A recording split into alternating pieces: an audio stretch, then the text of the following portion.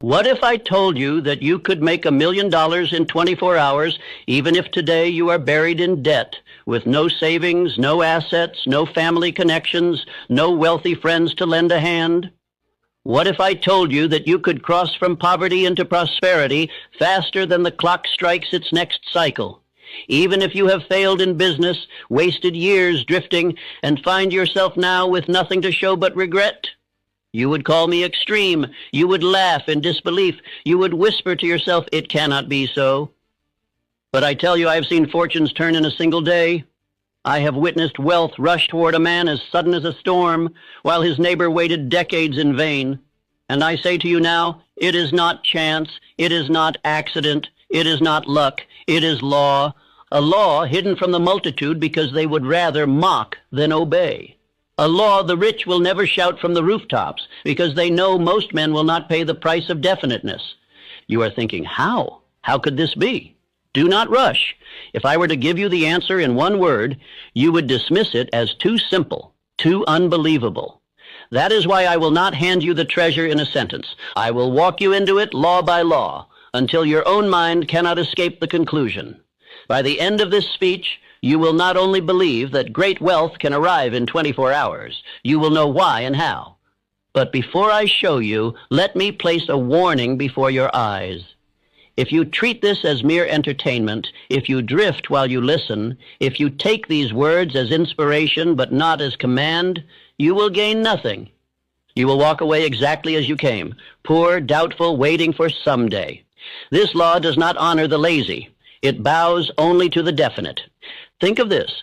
Why does one man remain stuck for 30 years in the same misery, while another secures his fortune in a single day? Why does one man accumulate nothing but bills and disappointment, while another walks into opportunity as though it were prepared for him alone?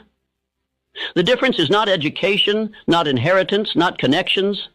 It is something far greater, far more mysterious, and far more available to you than to the men who pretend to be your betters. Frank W. Gonzalez discovered it when he stood in his pulpit and declared, "What I would do if I had $1 million." He had no million, no wealthy allies, no earthly reason to expect that his words would be answered. Yet within 24 hours, the fortune was his. Not because of chance, but because his words carried definiteness, desire, faith, and decision. He preached as though the money were already in his hands, and by morning the world had obeyed him. This is the law you are about to hear. The law that riches flee from vagueness and leap toward definiteness. The law that time itself bends when desire burns white hot. The law that money, already in circulation, is drawn to the man who commands it with purpose. You will not hear this in schools. You will not hear this from the mouths of the rich, but you will hear it here. So listen carefully as though your future depends upon it, because it does. For the next few minutes, let every other thought fall away. Hold nothing but this question in your mind. What if I, too, could awaken tomorrow on the road to fortune? By the end of this speech, that question will no longer be fantasy. It will be a command you can issue, if you will. Introduction. The hour hand of riches obeys fire. You ask me how soon riches will answer your call. I tell you plainly. Wealth comes at the speed of your burning desire, and not one moment sooner. Men wait on years, on seasons, on fortune, while the law of riches waits on them. If a man sets his heart aflame with such intensity that his thought becomes command, the world of causes bends swiftly, sometimes in years, sometimes in days, sometimes in hours. This law is not theory, it is record. I have seen fortunes move with the suddenness of a storm after months of stillness. The timid call it luck, but the honest student knows it as the sudden reward of desire that at last reached the heat of command. When the heart burns white hot, time itself contracts. What would take decades to the wavering may take a night to the definite. Let me show you this truth through the story of Frank W. Gonzalez, a young minister in Chicago. He announced a sermon with the daring title, "What I Would Do If I Had $1 Million." He did not mount the pulpit as a beggar hoping for alms. He spoke as one who already held the key. His words carried no timidity, no speculation. They carried decision. He painted a vision of a school where young men would be trained to think and to work in the same hour, where education would not be theory without practice, nor practice without philosophy. He spoke as though the $1 million were already in his hands, as though the brick and mortar already stood, as though the voices of grateful students already rang in its halls. The next morning, a messenger came from Philip D. Armour, the great packer. "Young man," Armour said, "if you will put your sermon into deeds, you shall have your $1 million." And from that decision was born the Armour Institute of Technology. Do not miss the lesson. One definite desire declared with fire drew $1 million overnight. What steps brought that $1 million? First, a purpose written in the heart so clearly it could not be mistaken.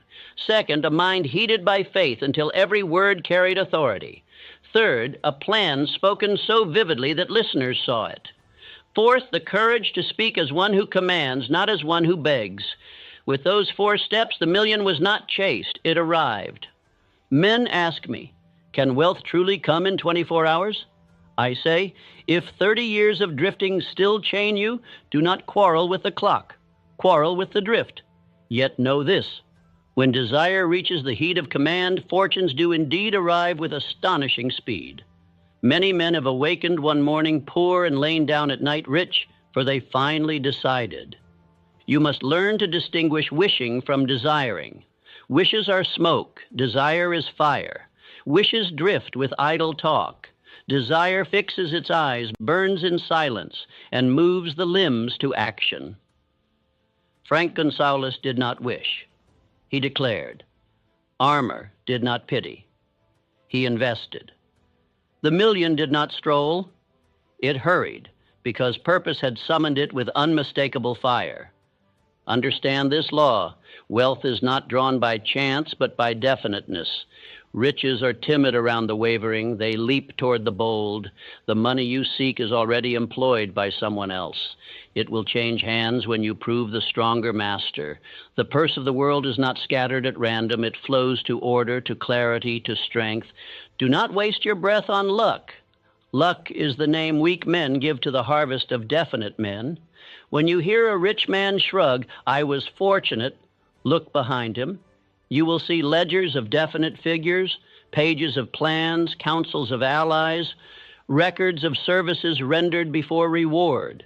He speaks of fortune because he knows the crowd will not believe in method, but method is what crowned him. And now you would know the method. Here are the 7 rules that, when obeyed together, form the band success formula. They will sound like iron to ears, softened by drift, but to the ready they are keys to command. Use one without the others and you will limp. Use all together and you will run. Before you take the first step, bind yourself to a vow. Say aloud, "I will no longer drift. I will write my purpose. I will heat it with faith. I will bind myself by decision. I will plan and move. I will enlist allied minds. I will give more than I am paid, and I will insist upon results." That vow is your passport across the border that separates drifters from masters. Ask me again how soon wealth can arrive, and I answer with the story you have just heard. The distance between want and wealth was one night's sleep. The sermon was not magic. It was definiteness with heat. The same law is waiting upon you now. If your desire is lukewarm, do not accuse the law. Kindle your fire, and the hour hand itself will hurry. Rule 1, write the decree. The world obeys definiteness. Wealth begins not in vaults, but on paper. The first act of a master is to put his purpose into writing. The drifting man talks in clouds. The definite man writes in stone.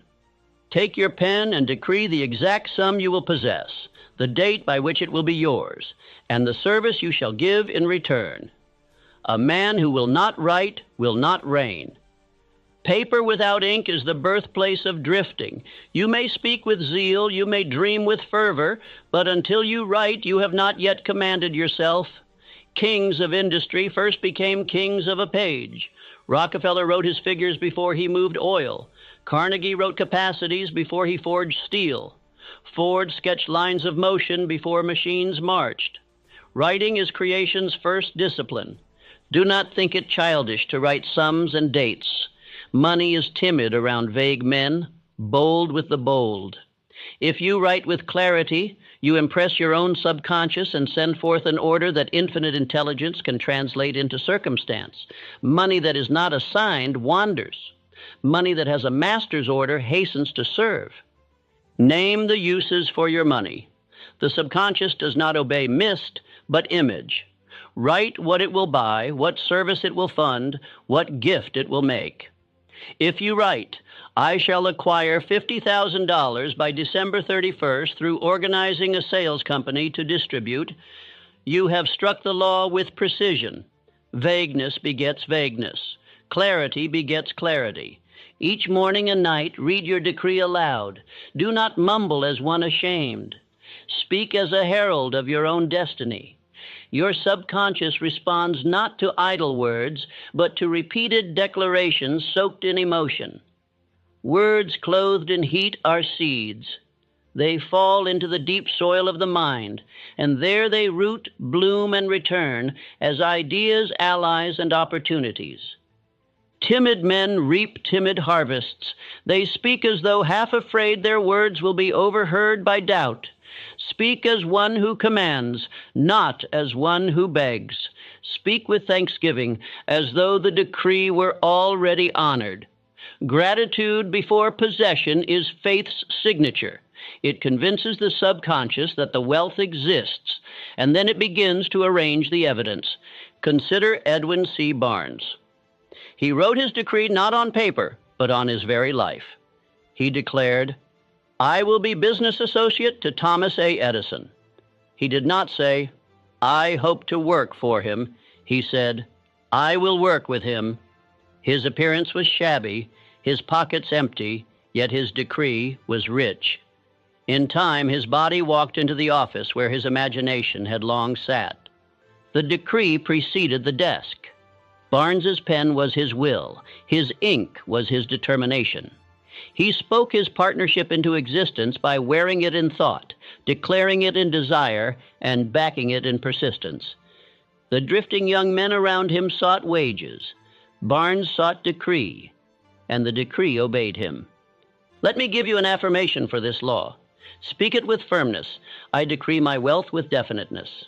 My pen is law. My tongue is command. My subconscious obeys. Infinite intelligence supplies. Opportunity appears. I act. I do not drift. I write. I decide. I persist. My decree is the mold into which my fortune is poured. Repeat it until you feel it steel. You will be tempted to bury your decree under the vague shelter of someday. That is fear clothed as prudence. Do not permit it. If the date proves too ambitious, you may adjust the clock, but never adjust the definiteness. A moving hand on the calendar does not break the law, but a fogged decree dissolves into nothing. Better to err with bold precision than to rot in haze. Every empire of wealth began with a line on paper. Rockefeller wrote down figures before oil became empire.